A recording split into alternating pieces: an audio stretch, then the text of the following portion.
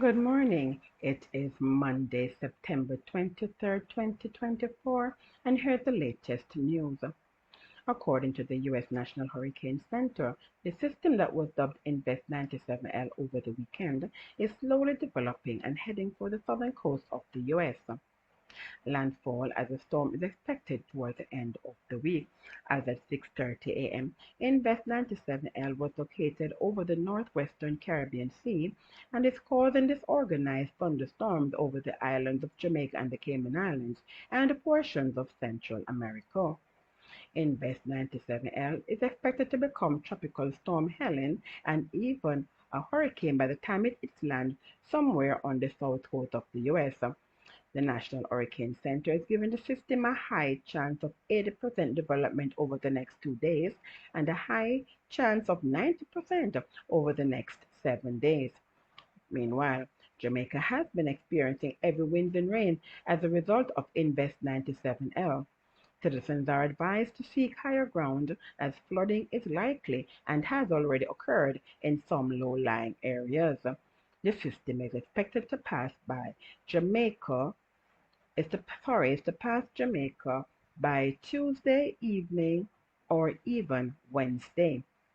Meanwhile, millions of people living on the Gulf Coast from Florida to Louisiana are being urged to make sure preparations are in place as Invest 97 continues to become better organized and will likely become a Hurricane Ellen in the coming days as the system enters the Gulf of Mexico.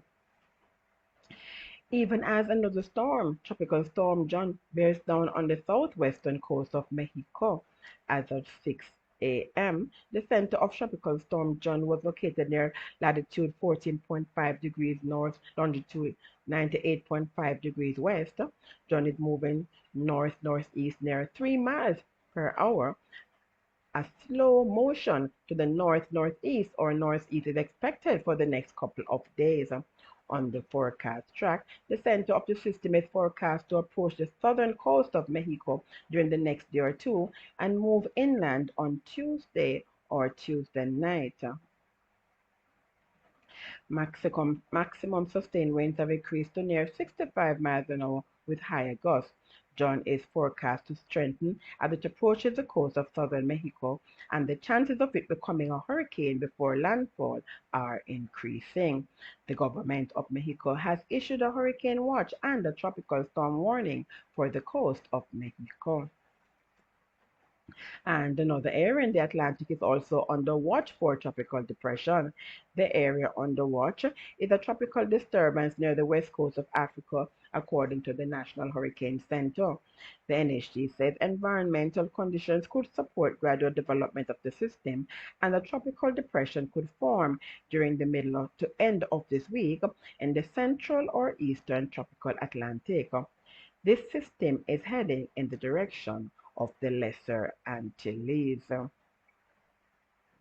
And the St. Mary police are probing a double murder in Freehill early Sunday morning. Killed are 48-year-old firefighter Gary Samuels and 26-year-old Barrington Clark. It is reported that the attack was carried out by men posing as the police. According to police reports, Clark and his common-law wife were at home when around 1:30 they heard gunshots coming from the lower floor of the two-story dwelling where Gary Samuels was. The person then came upstairs and shouted, "Police!" Clark reportedly proceeded to open the door, and men entered the room and asked about someone. The men then opened fire, hitting Clark all over his body.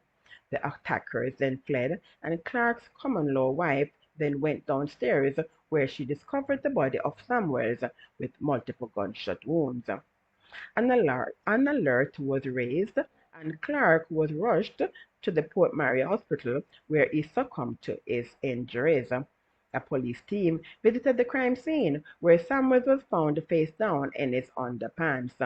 The police say several spent shell casings and a live round were seen near his body. This is an ongoing investigation. And the police investigation is now underway into a case of suspected drowning in the vicinity of the Port Henderson Main Road in Spanish Town, St. Catherine on Friday. The deceased has been identified as 51-year-old Diva Wallace Harvey of Lime Tree in St. Catherine. It is reported that about 8:30 a.m., passers-by stumbled upon the body of a woman floating in a canal and summoned the police. The scene was examined and the body was removed. A post-mortem is to be conducted. Meanwhile, in other overseas news, the police in Birmingham, Alabama are working to identify multiple people who opened fire in a bustling entertainment district Saturday night as part of what they called a targeted hit that left 4 dead and 17 injured, including many bystanders caught in the barrage of bullets. Officers responded to reports of a shooting in Five Points South in Birmingham after 11 p.m. to find 3 quote-unquote unresponsive people who were later declared dead, according to the Birmingham police officer Truman Fitzgerald. A fourth victim, a man, was pronounced deceased at an area hospital, according to hospital staff. In a news release yesterday, Sunday, police identified 3 of the 4 people killed as Anitra Holloman, 21-year-old, Taj Booker, 27-year-old, and Carlos McCain, also 27 years of age. Authorities are still working to identify the 4th male. 17 other people were injured, according to Birmingham Police Chief Scott Thurmond. At least 4 victims have life-threatening injuries, Police Officer Fitzgerald said. With no suspects in custody, the Birmingham Police Department is partnering with the FBI and other agencies to investigate, urging anyone with information to come forward. And finally, September 22nd to 28th is Tourism Awareness Week. According to Minister of Tourism, the Honorable Edmund Bartlett, Jamaica is proud to join United Nations as they celebrate World Tourism Day on Friday, September 27th, embracing the theme, Peace Out of Many, One Love. This will guide the activities for Tourism Week as they raise awareness of tourism's vital role as a bridge between nations and cultures, fostering peace and understanding. In 2023, an estimated 1.3 billion people traveled the world. In Jamaica so far this year, we have welcomed some 3 million stopovers. Some of the week's activities include a youth forum on Wednesday, September 25th, and a peace concert at Devon House on Friday, the 27th, 2024. And that was your latest news brought to you by Omega News JJ, Women Without Borders. Please remember to subscribe and press the notification bell on our YouTube channel to be notified when JJ is live and for other breaking news. Please remember also to share this broadcast with your friends and family and send us your feedback at omeganewsja@gmail.com. Do stay safe and have yourselves a blessed week.